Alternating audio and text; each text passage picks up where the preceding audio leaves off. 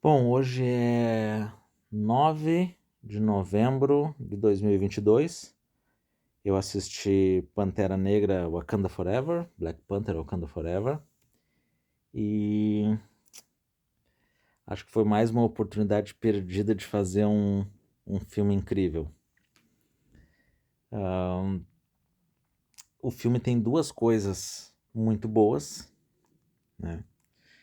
A primeira, a coisa, o que é menos bom no filme é o fato de que ele é muito longo, ele tem 2 horas e 40 minutos.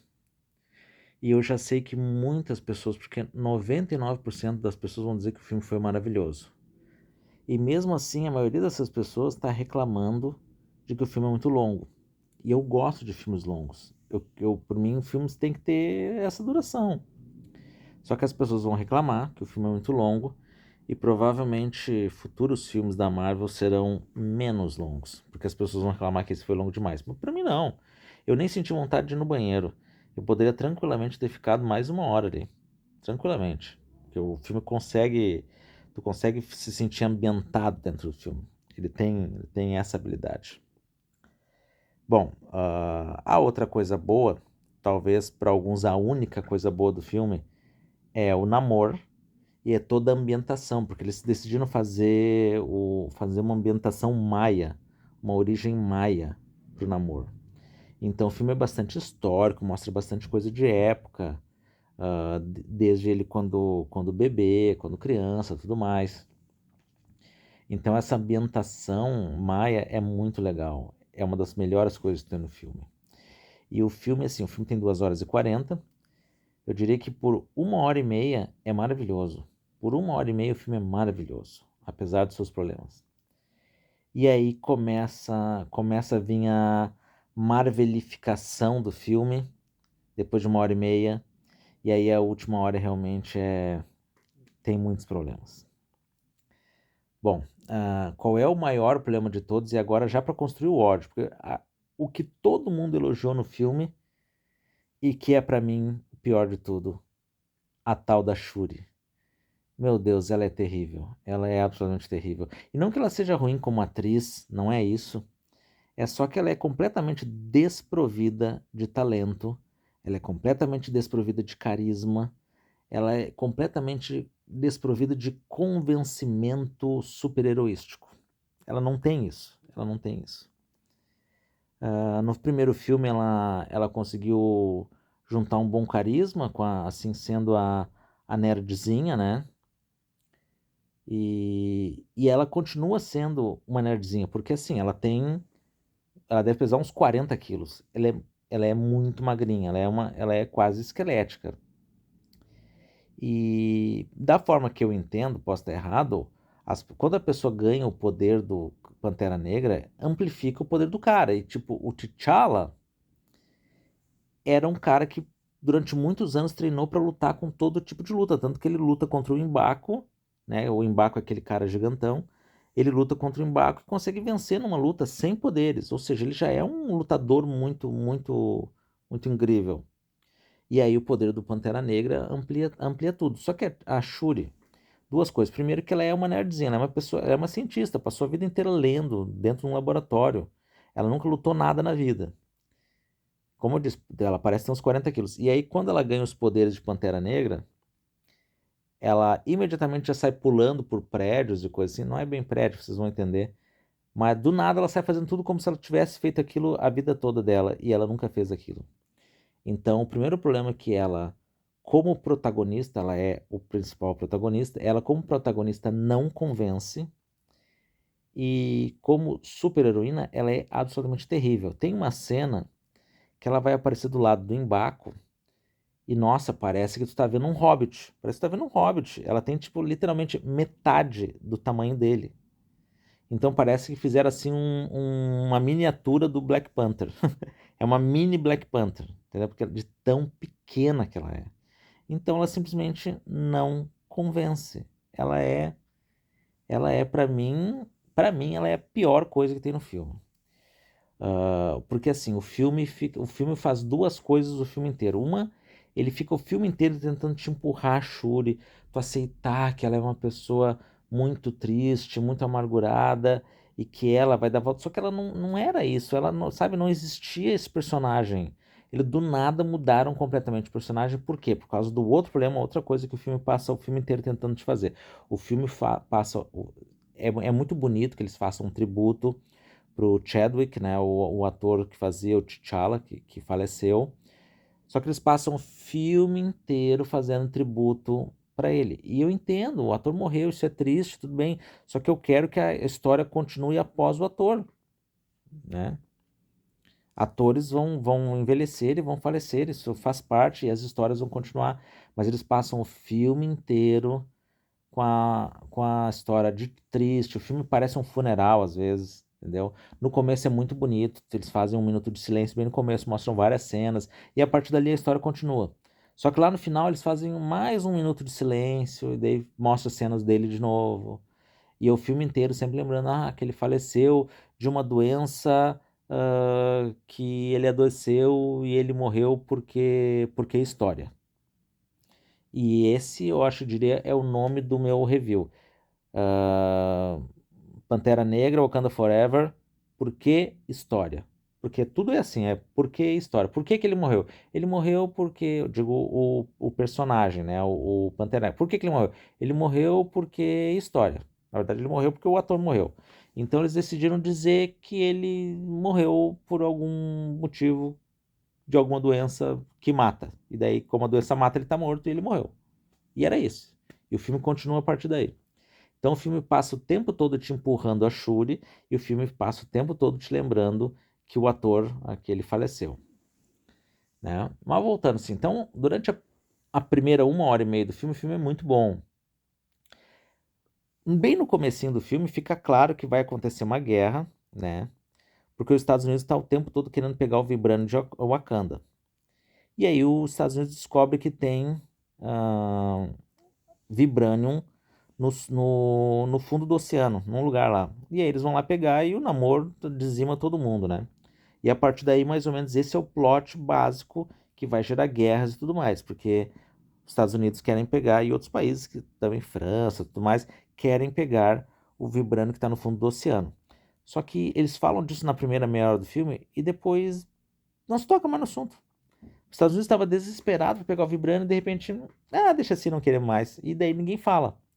Daí fica claro para mim que talvez tivesse mais enredo, mais história falando essa parte da questão dos Estados Unidos querer pegar o vibrânio, mas provavelmente o filme já estava muito longo, eles disseram, não, vamos cortar isso, devem ter cortado cenas, porque fala-se muito no começo essa questão deles quererem pegar o vibrânio no fundo do oceano e depois ninguém mais fala. Ninguém mais fala. Tem uma cientista que eles passam o tempo todo caçando a cientista porque ela consegue fazer um equipamento que detecta vibranium no fundo do mar, mas daí no fim do filme, ela volta para a cidade dela lá viver no colégio, ela estuda em Massachusetts, se eu não me engano, a cidade, e ela estuda lá, ela volta para a cidade dela e deixa assim, ninguém mais. Agora acho que ninguém mais quer vibranium, então deixa ela lá. Sendo que tá todo mundo querendo o tempo todo pegar a guria, né? Porque ela é, tipo, muito esperta, coisa e tal.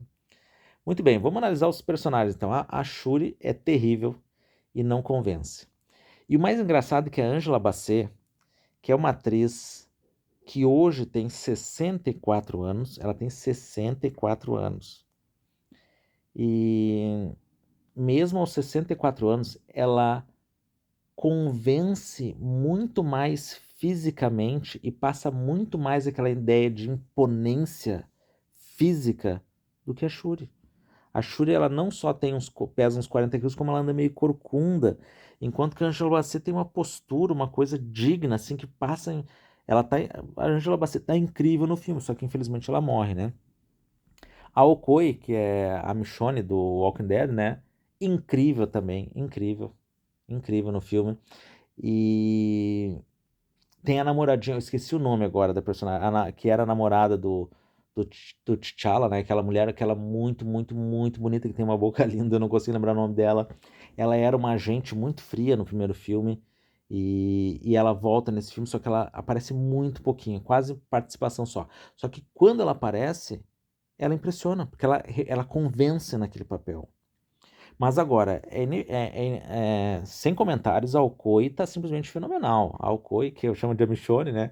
Tá fenomenal, simplesmente fenomenal no papel.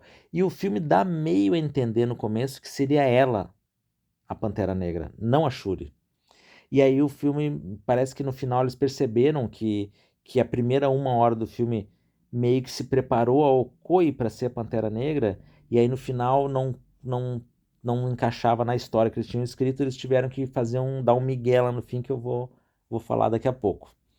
Dos, dos, de um outro problema que tem o filme, né?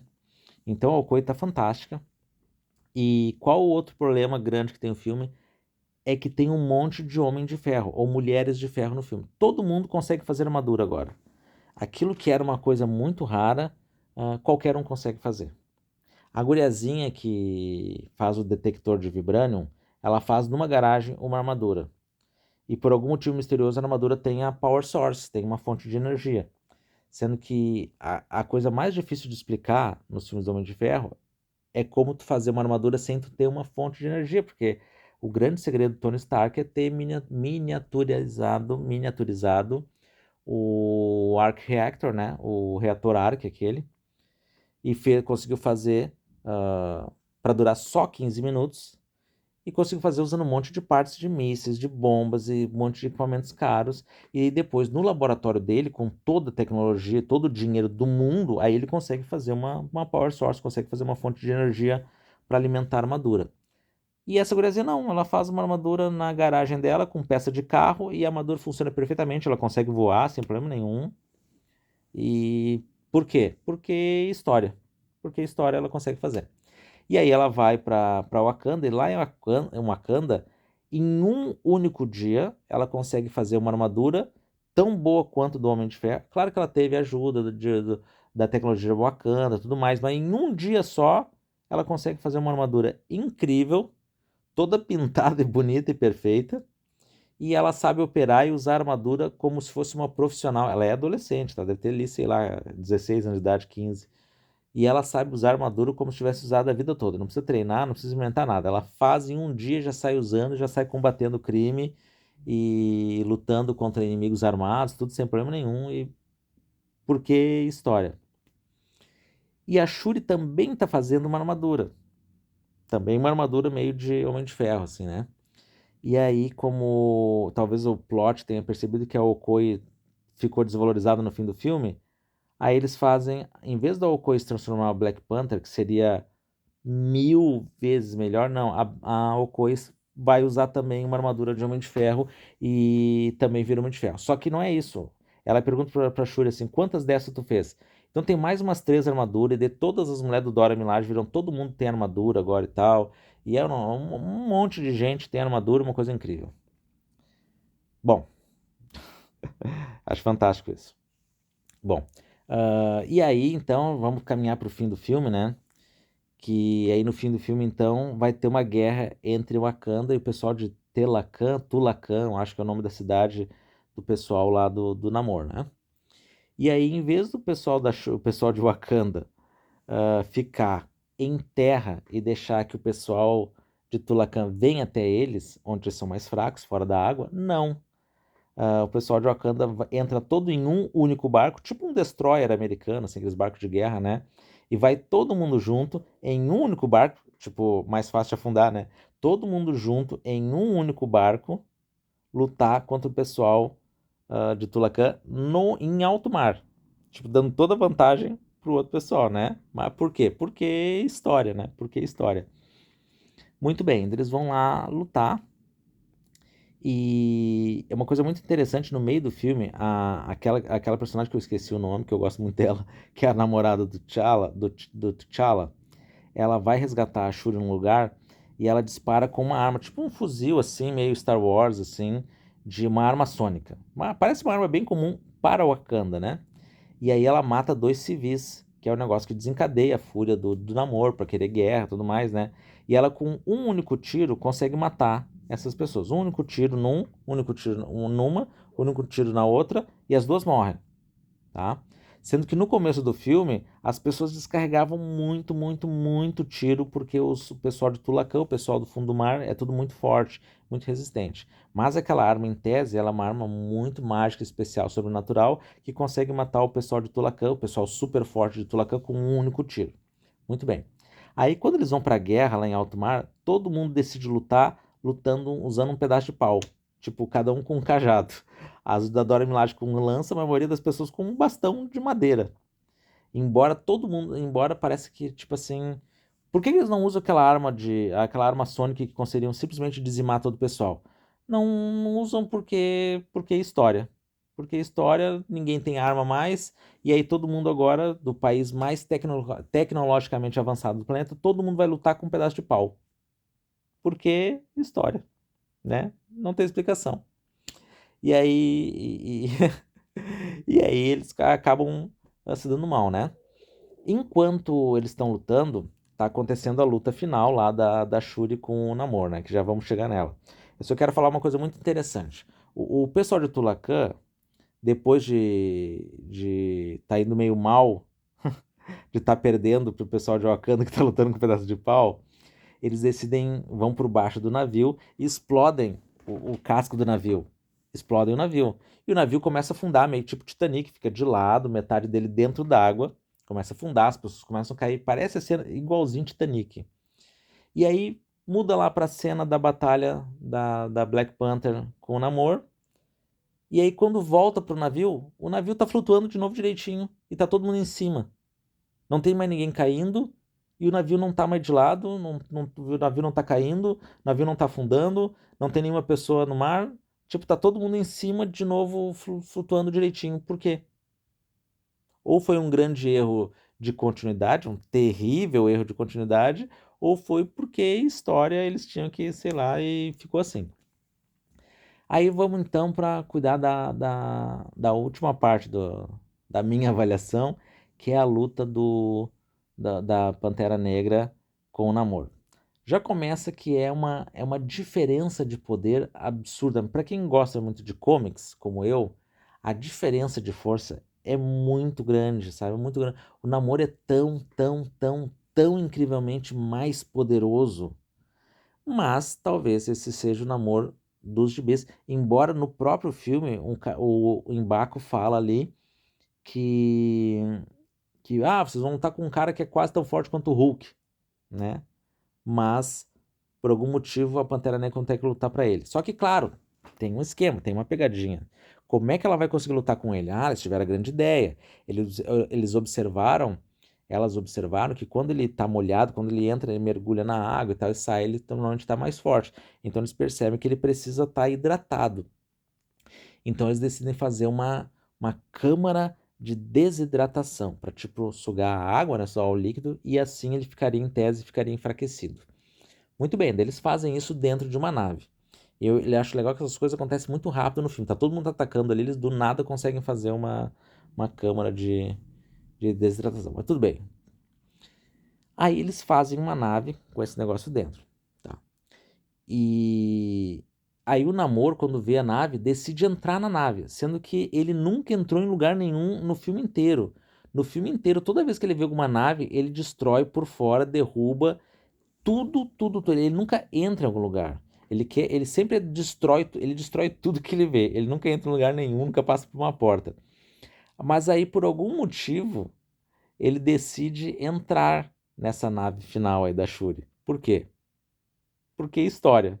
Então ele entra na nave e ele entra na nave e ela fecha ali e liga os negocinhos ali de desidratação e aí ele fica olhando. Ó, ele não fala nada, ele só olha. Ó, tem uma luz vermelha. Será que ela está sugando? Ó, estou ficando cansado. O que será que eu faço? Vou ficar aqui? Ah, eu poderia simplesmente sair daqui de uma vez enquanto ainda estou forte. Mas não, porque história, eu vou ficar aqui sendo desidratado para ficar mais fraco. E ele fica ali. Aí ele decide que, em vez de sair dali, tipo, quebrar o vidro e voltar para a água, ele decide que ele vai usar a lança para destruir o motor, que coincidentemente o motor ali da nave está exatamente embaixo dos pés dele, né? Parece que decidiram fazer a jaula em cima do motor da nave, mas tudo bem, entendeu?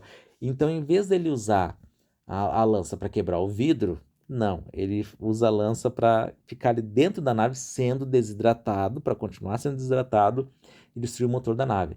Aí a Shuri percebe, meu Deus, ele não pode fazer isso porque se ele fizer isso a nave vai explodir. E aí percebe-se que a Shuri estava dentro da jaula com ele, ela se trancou na jaula com ele. Que não teria lógico, lógico seria ela se trancar fora da jaula, mas não. Ela tá trancada dentro da jaula com ele, mas ele decidiu não atacá-la, ele decidiu ficar ali. Ó, tem luzes me desidratando, o que que eu faço? Ele decidiu ficar ali. Daí eles começam a lutar dentro da nave e aí ela grita para pro piloto automático da nave para levá-los pro deserto, uma ótima ideia, porque no deserto ele é bem mais fraco, né? E aí a nave explode e cai no deserto. Só que a nave cai no deserto, tipo assim, a 50 metros da água. Tipo, na praia, na beira da praia, cai na beira da praia. É a beira da praia de um deserto, mas é a beira da praia. E aí ele na praia, ele só poderia, porque ele voa, né?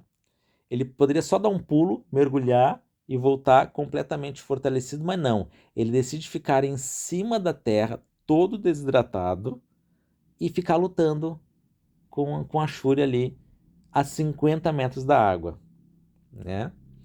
E ali eles ficam lutando, né? Ela, como ele está muito desidratado e não quer ir para a água, ela acaba vencendo ele fazendo uma coisa que eu achei que não foi legal. Não foi legal, assim, sei lá, pro personagem, assim, pra mística do personagem Namor, ela arranca uma das asinhas que ele tem no tornozelo, né, que faz ele voar e tal. E aí ele tá quase fudido porque ele perdeu a luta, digamos assim, e aí ele apalpa o chão e acha uma lança de vibranium. E ele pega a lança e atravessa a Shuri no meio da barriga. Uma cena bem forte assim, atravessa ela no meio da barriga. Então, algo que, tipo, era pra ela morrer ali, entendeu? Foi uma coisa bem brutal. Ele atravessa ela com a lança e a lança fica cravada na pedra atrás dela.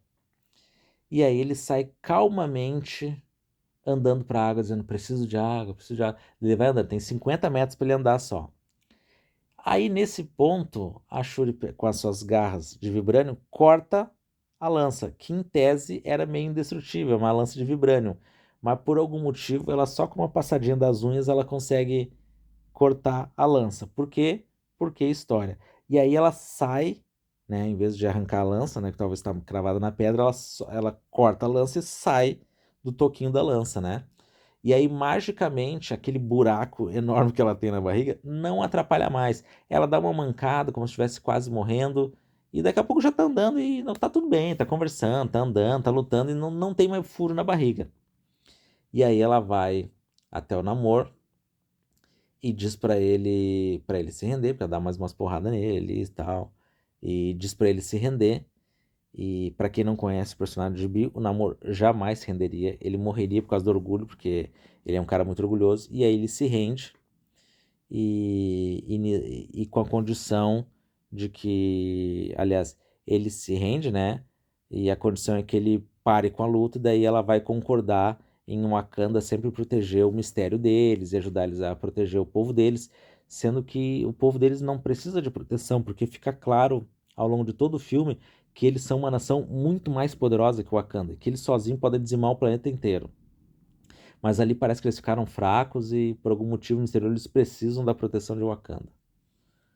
E aí eles voltam lá pro barco, que agora está de pezinho, né? E aí os dois juntos, o Namor diz: ah, vamos parar aí, vamos pra casa e deixa assim, quieto e tal. Sendo que ele tinha.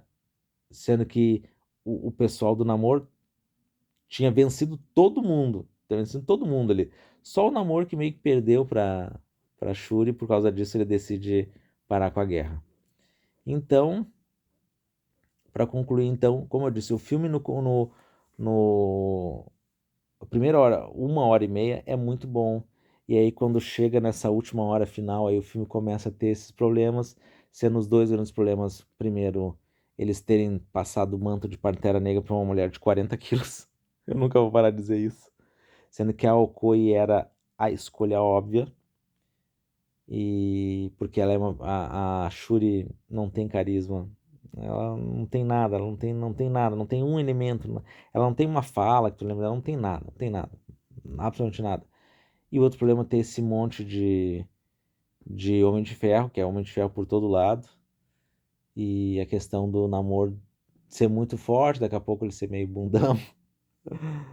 Então, assim, ó, esse é um filme que eu sei que todo mundo vai amar, todo mundo vai adorar, todo mundo vai dizer que foi o ó do Borogodó, e eu achei um filme meh.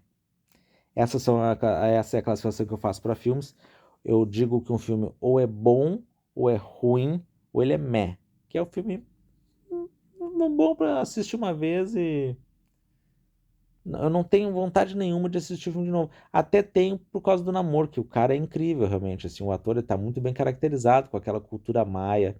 Tem ali o Atuma que tá legal, a Namora que não ficou claro se era a namorada dele, a Namora parece muito legal, ela podia ter parecido mais.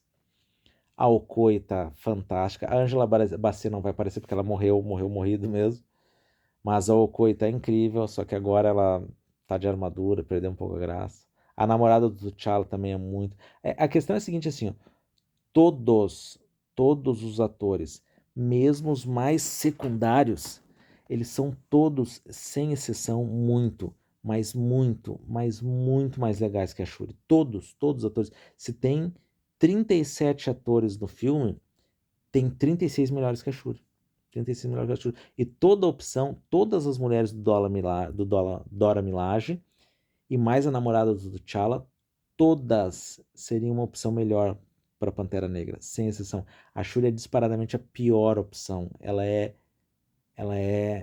para mim assim, ó, é o que estraga o filme, entendeu? Eu acho que se simplesmente tirasse ela do filme e reescrevessem toda a história colocando como a Alcoy, como a Pantera Negra, o filme ia ser tão melhor. E era isso, é um filme meh.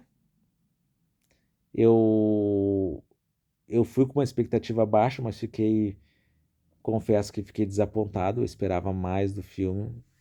Algumas coisas são muito boas e superaram as minhas expectativas, mas o filme, de uma forma geral, e em enorme parte por causa da Shuri, o filme não é bom. Não vou dizer que é ruim, não vou dizer que é ruim, mas também não dá pra dizer que é bom.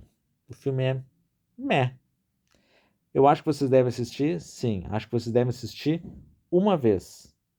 E deu, porque é um filme da Marvel, então é obrigatório assistir para entender todas as histórias. E deu pra bola, tá? Muito obrigado, um abraço, fui.